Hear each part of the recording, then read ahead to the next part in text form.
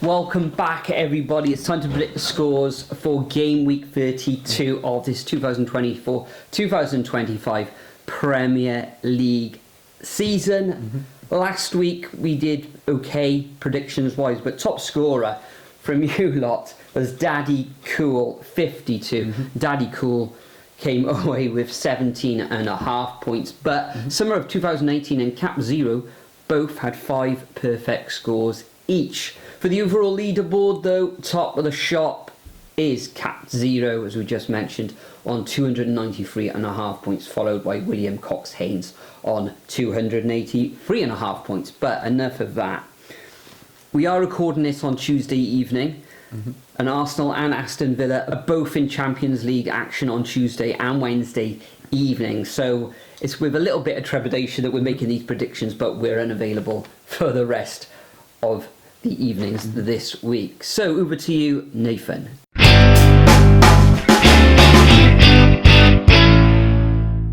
Yeah, starting off at past 12 on Saturday, Man City against Crystal Palace. Now, Man City drawing in one of the worst Manchester derbies I have ever seen. It was just a complete bore fest, wasn't it? And Palace getting another result in that derby against Brighton, 2-1 in decent form as well.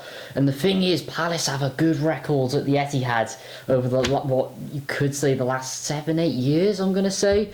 But Man City have to keep picking up the points because they have got Newcastle breathing on above their necks at the moment in insane form. Looking down on them. I know, looking down on them. Villa are breathing. And a game in hand. Yep, game in hand as well. Villa are really breathing down their necks as well. Champions League action, 7 games in a row they've won as well. Yeah, Man City needs to pick up points, so I think they will 2-1. 2-1, yes. For Crystal Palace, Gay is missing for this fixture, and he's a massive loss at the back for the Eagles. However, as you said, Palace have done well against Man City in recent seasons. I think it was 2-2 with Desmond's last year. Can they pick something up here? You say it was a diabolical Manchester derby on Sunday afternoon, late Sunday afternoon.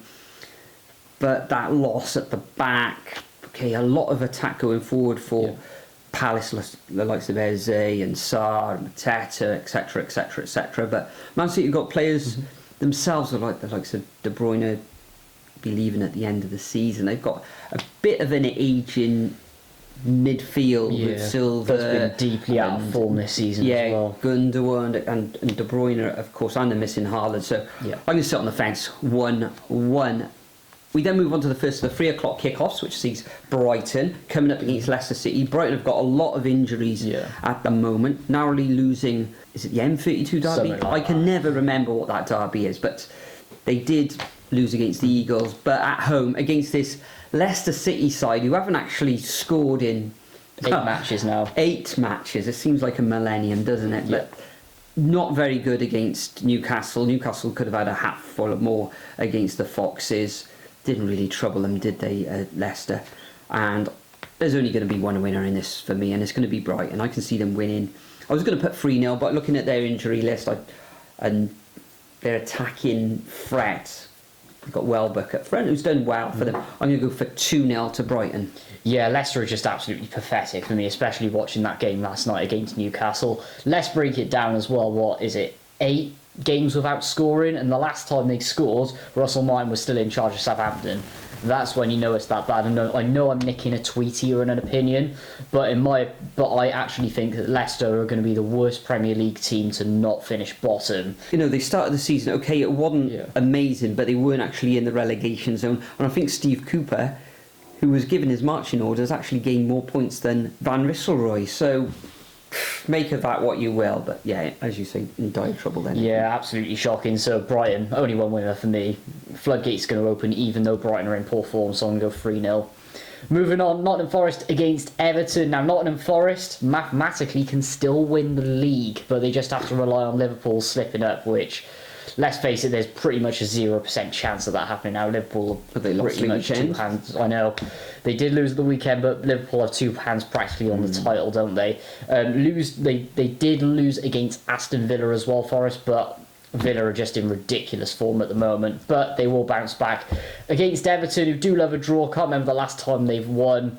Very tough team to break down under Moyes, so yeah, I'm going to go 2-1 Forest. Yeah, tough to break down. I thought, yeah, could Forest score a couple of goals, but looking at their recent record, well, it's been 4 1-1s in their last 5 matches and losing the Merseyside derby 1-0. They are scoring They've goals. got a resolute defence.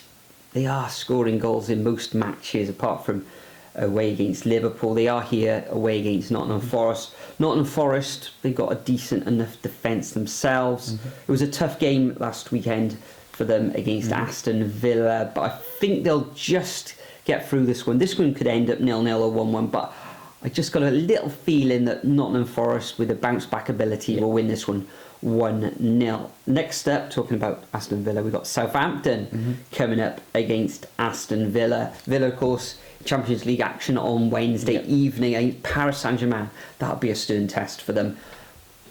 Whether they'll rest players for this match against Southampton for the return leg next week, then maybe will that play into Southampton's hands?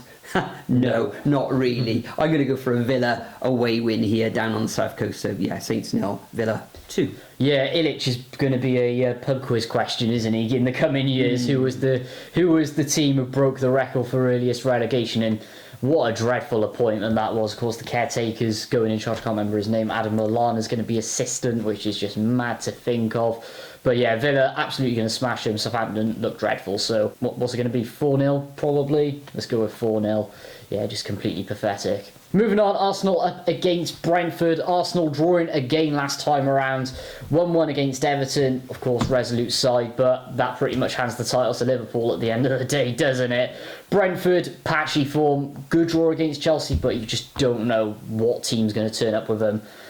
I think it's going to be a boring one. Arsenal probably nicking a goal late, so yeah, 1-0. Yeah, Arsenal gaining that draw away against Everton wasn't great. They could have been gone 9 points behind Liverpool. Maybe Liverpool could have slipped up another 3 times, perhaps, but not likely now.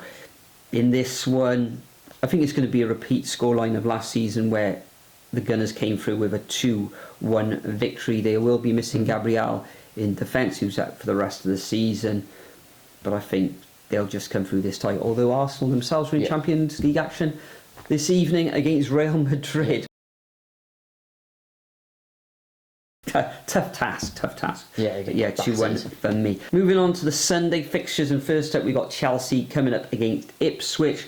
Ipswich, another of those teams coming up from the Championship last season, and the only team in the last 6 matches to register a win out of Ipswich, Leicester and Southampton. I did think they were unfortunate against Wolves though as well. They were, but ultimately they lost, didn't they? Experience and Chelsea, they're in European action as well later this week. Yeah, but that's the Conference League though, isn't it? It is, but I think they'll take all 3 points here. I'm going to go for 2-0 home victory to Chelsea. Yeah, I think it's going to be a lot tighter than that, because even though Ipswich 5 losses in 6, I did like the way they played against Bournemouth, and I don't even know what happened. They did decent against Wolves. I don't even know what happened there in that second half, but I actually think they're going to nick a goal at the bridge. So yeah, let's go 2-1 Chelsea. I think they'll put full strength out on that one, because I can't see Chelsea playing full strength in Europe, can I?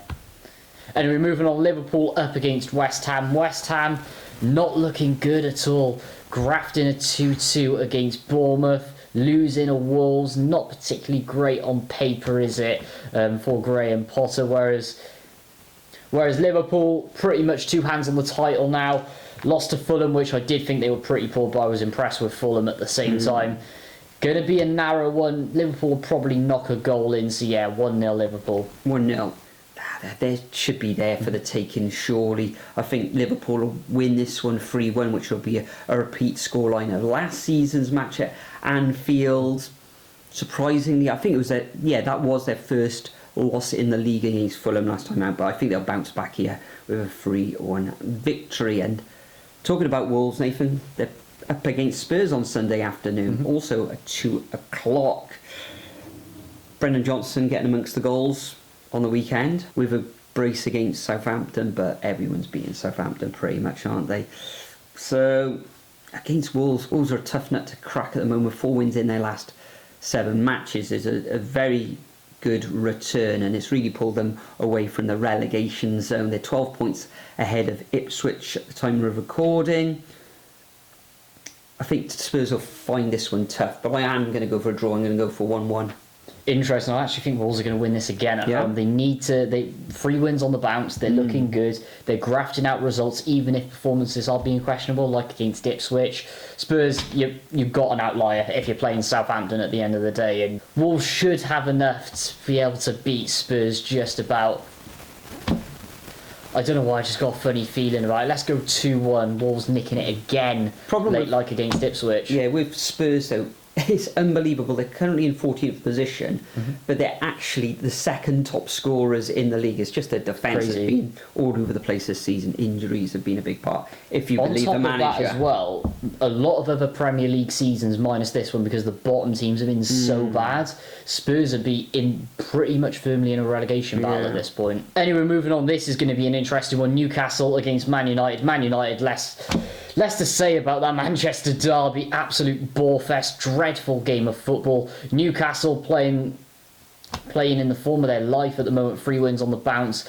Looked absolutely amazing against Leicester, especially in that first half. Second half, they did drop off a little bit, but they grafted out the game early, so that's a good positive for them. Newcastle have a lot more going for them over Manchester United at the moment, don't they? So yeah, let's go 2-0 to the Geordies, and the practice at St James's Park. There you go. Yeah, I'm going to go for a 2-0 victory to Newcastle as well. If it was at Old Trafford, then maybe I could have given Man United a 0-0 or something, because Man United haven't scored in their last 2 matches in front of the Newcastle crowd at home. Sunday tea time live on Sky. I'm going to go for a 2-0 home win to the Magpies. Next up, we move to Monday evening, where we got the Cherries Bournemouth coming up against Fulham. This one looks full of goals, doesn't it? Bournemouth, Desmond's on the weekend. Fulham beating Liverpool. It's a tough one to call. Either team could take all 3 points in this, but Valleson with a couple of goals on the weekend, excellent in front of goal, but defensively being let down, aren't they? Currently in 10th position. That was against West Ham after all. So I'm going to go for a Fulham win. Narrow but goals. I'm going to go for a 2-1 away win to Fulham. Yeah, as you said, screaming goals this one. Bournemouth ever since the start of February been shocking form, in my opinion. Pretty much just throwing away their European hopes when everyone thought they were going to be in Champions League around Christmas, January period, didn't they? Fulham, I was really impressed with the way they played against Liverpool. However, Bournemouth have got to bounce back at some point, and they are scoring a lot of goals as well, to be fair. So yeah, let's go Desmond's 2-2 in this one. Fantastic. And finally, double game week for Newcastle and Crystal Palace. Wednesday night, half past 7, shockingly, on Sky, St James's Park. Newcastle, I'm going to say, ridiculous form. Nothing stopping them after that Carabao Cup victory. Palace, 2 inconsistency, 3-1 in the North East. I think Palace have been excellent recently. Yeah. I think there'll be lots of goals. Not sure if Gay will be back for this one after serving a suspension. I'll have to check on that. I think there'll be goals again. I'm going to go for a 3-2 victory to Newcastle, which is a bold prediction. Newcastle full of goals, Palace full of goals. Could be a classic, could be an absolute ball fest. So those are our predictions for game week 32. As usual, make sure you leave your predictions over at the Superbru website or as a comment below.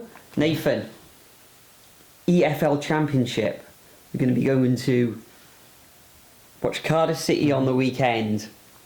Will you have a smiling face come Saturday evening? Well, there'll be a video up, but probably not. So watch out, the link in the description below. And Ilic has gone. Who's next? Who knows? It'll probably be Van Nistelrooy. Terrible. They're not going to kick him out now. What are they? 15 points behind Wolves? Yeah, give it 2-3 games. They're going to be down Leicester. No, it's probably be Van Nistelrooy at the end of the season. They'll rebuild next season. What about yourself? Yeah, it's got to be Van Nistelrooy, hasn't it? No one else at this point. Yeah. There we have it, guys. Thanks for joining us once again. 11 matches to enjoy over the course of the weekend and up to next Wednesday, which will probably be the evening where we'll be making our predictions for game week 33. Enjoy the football, and we'll see you all in the next video. Hey, I got something to say. I'm just so sick of hearing everyone complain. I know it's tough and I know there's pain, but hitting bottom is the only way to change. So I'll keep hustling, you keep struggling. Bitch, I'm humbling, keep mumbling. I'll keep doubling, you keep bluffing. You've got